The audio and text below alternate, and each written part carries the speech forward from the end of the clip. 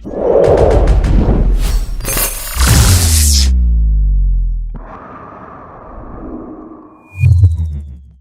humans, and welcome to another episode of Gen X Gamer. Remember, this episode is sponsored by Just for Hombres. I got a presentation tomorrow, so I got to spiff up. The wife did the coloring. Got to do some shaving afterwards, but we'll be okay. Don't worry. We'll take care of it. Now guys, let me tell you something. I saw this and I thought two things when I saw this console. First is the great Tommy Tallarico was once again ripped off because we can see the light communication system on this console work in the very same manner that his famous non-produced Amico console did. Now, I'm going to tell you something, guys. I don't think Microsoft will make the Xbox brand survive. And this is not something I say as a hater. I even put this on. Right? In this room that you're seeing right here, I have about probably about 800 to 900 games on this side because I'm still working on the bottom. And that is just, original Xbox 360. Below me, there's probably another 200 games of the Xbox One, Series S, X. So, I'm not saying it with any type of delight, but the way that Microsoft has damaged the Xbox brand, there is no other way to say it. It's just beyond belief. The Xbox stopped being Xbox after the 360. After that, it was just a corporate company that made bad decisions based on, always pressing to make more money, right? That's really it. Whether it's, shooting for entertainment during the Xbox One era, not, going for stepping away from microtransactions, and nothing they ever did was conducive to the brand obtaining the level that it once had with the Xbox 360, right? They're all bad decisions. They were not customer friendly. They were not consumer friendly. They were all profit driven. Once the bean counters came in and figured out that they could make money after the Xbox 360, it was all downhill from there, right? Because people that were not into gaming took care of the company. They gave you the illusion that they were going to be with gamers once Phil Spencer came in. But that really never materialized because he was never in control. You have a company telling you that you must have 30% profit margins, which is quite understandable for anybody making any products. And you can get there by making good games. But they tried everything but that. They try to make, they bought studios and made mediocre games, underperformers. They just haven't hit the right notes anywhere. And you have a company like Valve looking at all this, looking at all their missteps. Now, after they announced their premium launch of the next generation, which means you're going to be paying over $1,000 for a console, which is absolutely crazy. Right? If you're going to spend that kind of money, just buy a great PC, you'll have a better experience. That's just it. So Valve took advantage of all this incompetence and came up with this. It's over, guys. Look, Xbox, as much as we might have nostalgia for the brand, hasn't been good for a long time. They haven't even been real competition to PlayStation this whole generation. It just folded up and gave up, right? They're making games for PlayStation now. They're making games for Nintendo. And all Microsoft cares about is putting their software everywhere. They want to sell a service. They want to get you into a subscription model because in their DNA, they're a software company. That's all they know. That's all they care about. They don't care about hardware. They don't care about any of those things that have to do with physical media that we love as Xbox owners. They don't care about that stuff. They care about the bottom line. They care about 30% profits. And here it is. Here's the culmination of everything.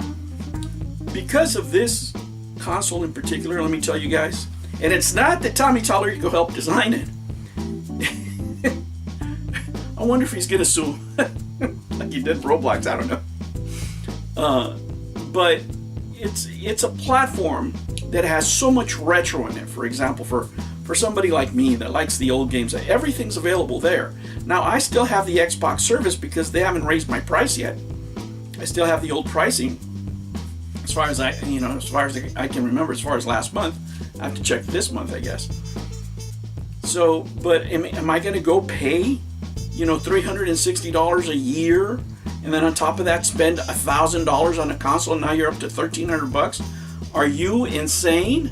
I'm not going to do that. I'm not going to do that for the next generation. I've already said that I'm not going to buy a PlayStation 6 or the new Xbox product because it's just not for me. Right? There's just not enough there. The same with the Switch 2. I haven't seen anything that I must own. I've been having a great time with my Steam Deck. And there's so much retro content on Steam that, I hardly touch my Switch anymore. Right?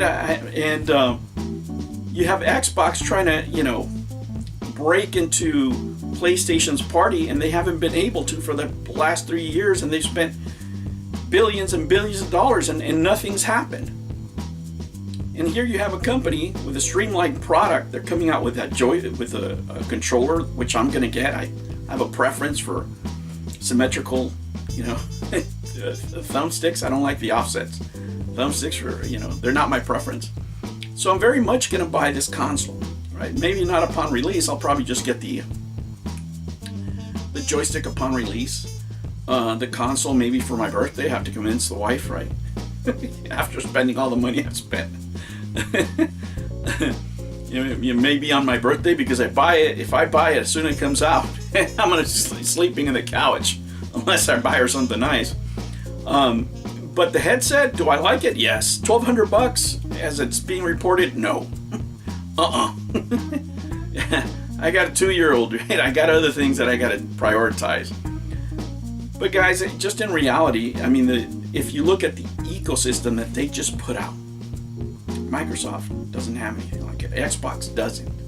When's the last time you were excited for something Xbox did?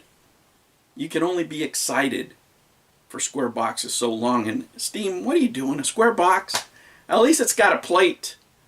Right? Am I going to put a wood grain plate on it as a consolation prize for the Amico and the disappointment over Xbox? Probably. Give it an 80s flavor. Right? But man, for me, it's just really sad.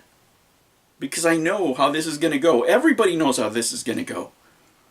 Xbox is not going to be able to compete. Not at $1,000. Not with premium prices. Not with any of this. And the philosophy of Microsoft is, let's put our Game Pass everywhere because we sell software. Screw hardware. We're going to farm that out to other people. We don't care about hardware. We're not a hardware company. Never been. The Xbox experiment is over. At least for Microsoft building machines anyway. And it's absolutely sad, but I am excited to see what they're going to do with this new product. I can't wait to experience it. I'm very happy with my Steam Deck. And the way I'm able to play games there on the go and what have you. So I know the product's going to be solid, right?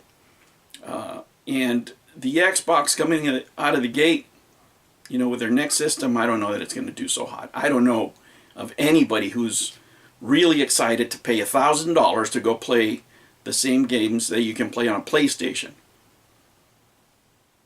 And the PlayStation's going to be cheaper. Who's making these plans over there? I think they just want to get rid of the hardware section of the company.